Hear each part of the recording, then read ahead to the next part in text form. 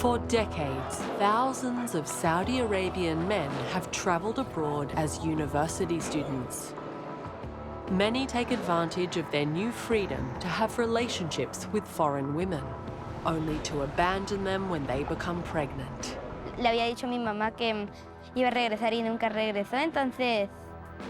Now, the children they left behind are searching for answers. I spent thousands and thousands of hours searching for them. And yearning to know their Saudi fathers. Do we need a permit? How do we go about that? I'm Brietta Haig, an Australian filmmaker and journalist. For the last year, I've been working with Saudi journalist Issam Al-Khalib, and we've been investigating Saudi children abroad who've been abandoned by their fathers. I do hope that the father does recognize him. The wealthy Arab kingdom is now opening up to the world. Will it finally acknowledge the Saudi children left behind?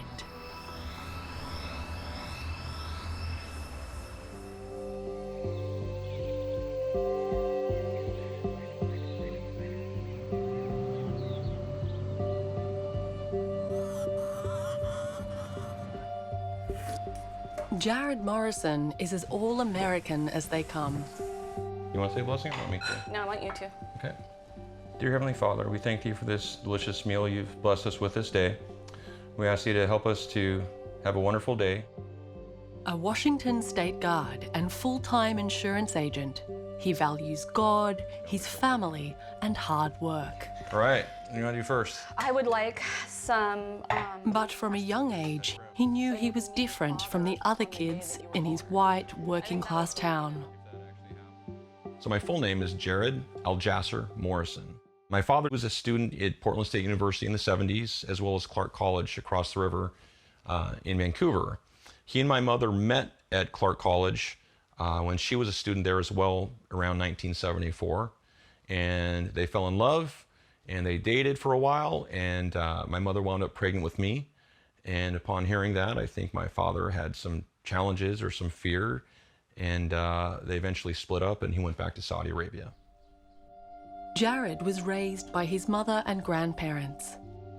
When he was 6 years old, his mother told him he had a father in an Arab kingdom.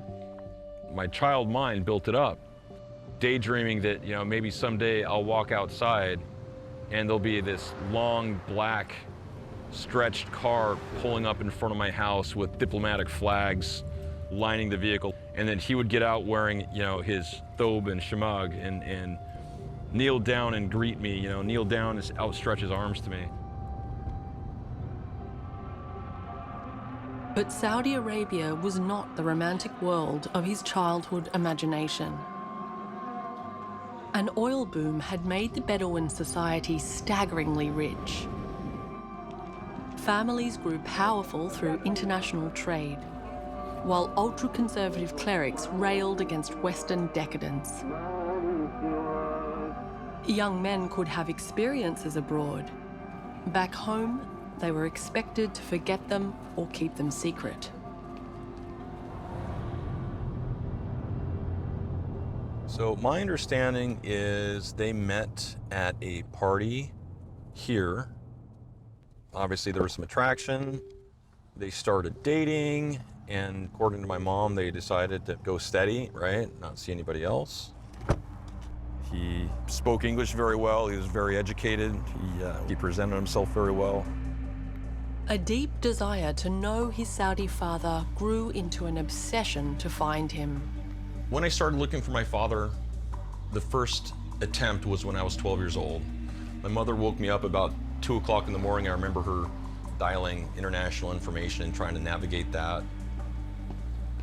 And then you fast forward 20 plus years until the beginning of 2000. That's when I picked up and started searching for him again. I spent thousands and thousands of hours. It took me a couple of years.